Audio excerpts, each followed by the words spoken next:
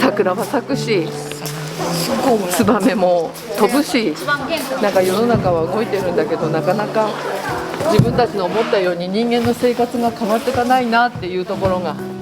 今珠洲からどんどん人が出ていってしまってますけど、人を呼び戻したいって皆さんやっぱり言ってるので、じゃあそのために何しなきゃいけないかっていうこと、やることいっぱいあるんですよね。ですけど支えてあげるっていうのは全部やってあげるとは意味が違うと思ってるので、テントを、片付けるから撤収っていう名前ですけど、あくまでただのお引っ越しです。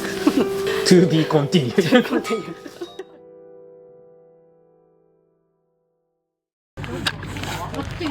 修例をやりますけど、食べながらやってもらっていい。4月、能登半島珠洲市。この日支援ベースに動きがありました。食器持ってきて、はい、ここが珠洲市支援の最前線拠点、空飛ぶ捜索医療団アローズのベースキャンプ、通称 ABC です。2班に分けて、朝動いていただきたいと思っています。はい、じゃあ今日もお疲れ様でした。二宮さんはもうどれだけいるんですか、ここ。3ヶ月です。1月2日からいますので、この4月ピークですね、本当に。何頭ぐらいですか。多分4月だけで500弱ぐらいじゃないですか。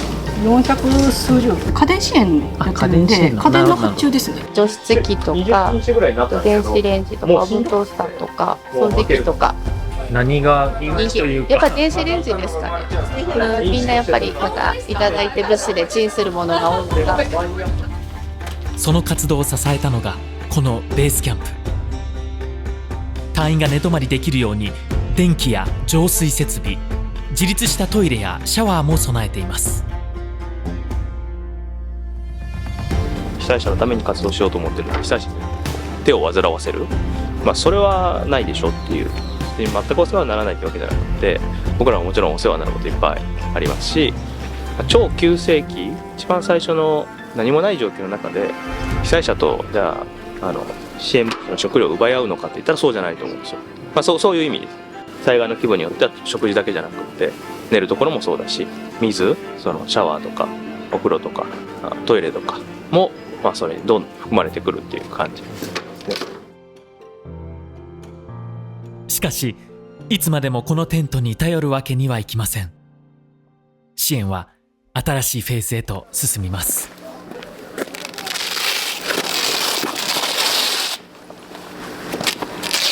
今日でなんかこの窓開けも最後って思うと寂しくなりますね。感慨深いですね、なんかね。おはようございます。全員揃ってますかね。はい、じゃあ今日ちょっと朝早くから、皆さん、動いていただくので大変ですけれども、よろしくお願いします。みんなでここを作ってきて、3ヶ月弱、ここを維持しながら活動をさまざまなところでやってこれたと思います。で最後、ここを片付けるときにですね、ゴミ一つ落ちていない状況にきれいにして、きちんと珠洲市さんの方に土地を返すことができる、そんなところまで、最後持っていきたいと思っていますので、よろしくお願いします。では今日もお願いします。今このタイミングでテントを撤収する意味をスタッフはこう語ります。やることいっぱいあるんですよね。やることはいっぱいあるし、やればやるだけ良くなるっていうのはもちろんそうなんですけど、支えてあげるっていうのは全部やってあげるとは意味が違うと思ってるので、少しずつできるところからは引いていくっていうのが大事なので、実際に珠洲市でも少しずつ経済は回復し、食べ物も普通に買えるようになってきました。お弁当です。美味しそうなものがチリチキンとガーリックライスみたいなのあるし、お野菜も食べられるようになったの嬉しいです。そういうのいいですよね。街はまだ瓦礫だらけですが、徐々にご飯屋さんも再開しています。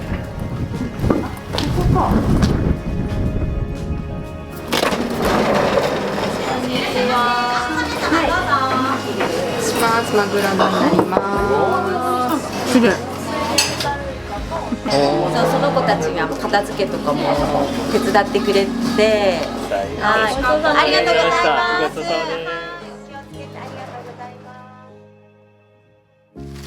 だからこそ決断した撤収。はい、ありがとうですね。お疲れ様でした。それは支援を次のステップへと進めるため。なんかこのテントが可愛く感じてしまう。まあ撤収撤収って言ってるけど、まあ二宮さんの中では全然その終わりの撤収じゃなくて、撤収じゃないですね。ただ単にテントを、ね、片付けるから撤収っていう名前ですけど、あくまでただのお引っ越しです次のちょっと拠点の片付けがこれからっていう状況ですし、こういうテントじゃなくってちゃんとした建物の中に入れるっていうだけで非常にありがたいです。To be continued はい、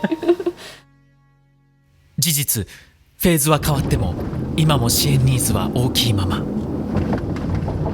テントを撤収した日もその足でチームは避難所へと向かいます。意外と電柱もまんまですね、この辺とかも、このまんまで信号が動いてるのがちょっと違和感ですよね。異様だよね。どうしようか今回はどういうミッションですか、これは。中学校にいらっしゃる避難者の方がこの中学校を本格的に再開をされるっていうことで公民館に移動される、引っ越しの前のお掃除をしまいました。仮設住宅がやっぱ追いついてないから。そうですね、まだ。なんか捜索とか医療とか結構ドラマチックな支援もある一方、こういう支援っていうのも今後どんどん増えてきますよね。そうですね、重要ですよ。泥臭いことばっかり。なんか今特にボランティアがなかなか入れてないから、こういうのも重要かなってできることは。そうで、水の通水率がまだ2割ぐらいで、そのうちの2割程度しかまだ宅内配管、業者さんに聞くと予約がもう1500件ぐらいとか、だからそこがどうなるのかなっていうで、なんか桜は咲くしツバメも飛ぶし、なんか世の中は動いてるんだけど、なかなか自分たちの思ったように人間の生活が変わっていかないなっていうところがなんかね。でもね、なんかこうやってできることを一つずつして立ち止まる日は立ち止まろうかなと思って、絶対全部いっぺんにできないからなと思って、だから今日こんなお掃除大好きですなんか出来上がっていくっていう感じがあるから。これ今ちょっとこっちはちょっと取り込んでるんで、すみません。お見送りできませんけど。ありがとうございます。わざわざ。久しぶりに来たらやっぱちょっとずつ動いた感じする。この道路舗装されてるとかね、そういうところとかもやっぱ気づく、離れたら気づく。なんかね、うまくいくかな、いくんだろうな。ありがとうございました。また帰るっぽい雰囲気だったね。メンバーこちら残りますので。残るメンバー、館長の公民館の方で頼んだ。なんか顔見ると安心する。安心する。私も会えると思ってたから。ねえ、なんかね、不良手やったんですけど。支援の仕方は変わっても私たちの気持ちは変わりません。長くいるだけじゃダメなんですけど、長くいる中で本当にこう助けてくれるんだと思ってもらえたんだと思うんですよね。